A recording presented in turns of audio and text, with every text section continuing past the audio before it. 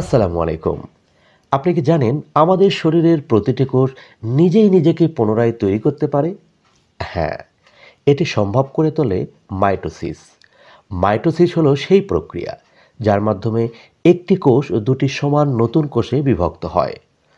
প্রতিটি নতুন কোষে থাকে একই সংখ্যা ও প্রকারের ক্রোমোজোম, যা আমাদের জেনেটিক তথ্য বহন করে। সহজভাবে বললে, মাইটোসিস কোষকে নিজের ক্লোন তৈরি করতে সাহায্য করে। মাইটোসিস সাধারণত 5টি ধাপে ঘটে। ধাপগুলো হলো ইন্টারফেজ, প্রোফেজ, মেটাফেজ, অ্যানাফেজ এবং টেলোফেজ ও সাইটোকাইনেসিস। ইন্টারফেজ। মাইটোসিসের প্রথম ধাপ হলো ইন্টারফেজ। এখানে কোষ বৃদ্ধি পায়, প্রয়োজনীয় অঙ্গাণু তৈরি হয় এবং ডিএনএ নকল হয়। যদিও ইন্টারফেজ মাইটোসিসের ধাপ নয়, এটি কোষকে বিভাজনের জন্য প্রস্তুত করে। এই ধাপে কোষ প্রস্তুতি নিচ্ছে যেন পরবর্তী ধাপগুলো নিখুঁতভাবে সম্পন্ন হয়। প্রোফেজ। পরবর্তী ধাপ হলো প্রোফেজ। এখানে ডিএনএ ক্রোমোজোম আকারে সংকুচিত হয়, নিউক্লিয়াস ধীরে ধীরে অদৃশ্য হয়ে যায়।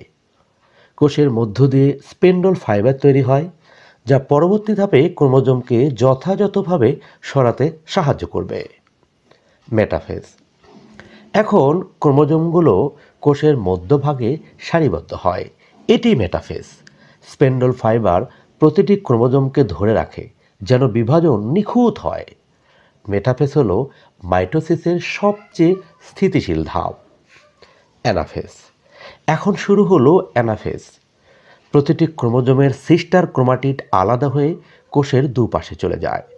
স্পেন্ডল ফাইবার ক্রোমাটিডকে টেনে কোষের দুই প্রান্তে নিয়ে আসে। এই ধাপেই কোষ বিভাজনের মূল প্রক্রিয়া সম্পন্ন হয়।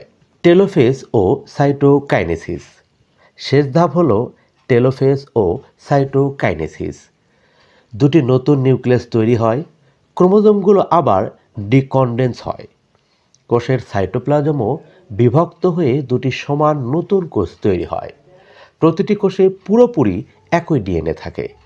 এই হলো মাইটোসিসের বিস্ময়কর যাত্রা। প্রতিটি কোষ নিজেই নতুন জীবন তৈরি করে, যেন একটি জাদুকরী পুনরাবৃত্তি।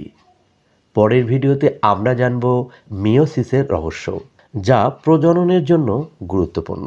আশা করছি সেই ভিডিও শীঘ্রই তোমাদের সামনে আসতে যাচ্ছে। আজ তাহলে পর্যন্তই। ভালো থাকো, সুস্থ থাকো। আল্লাহ হাফেজ। আসসালামু আলাইকুম।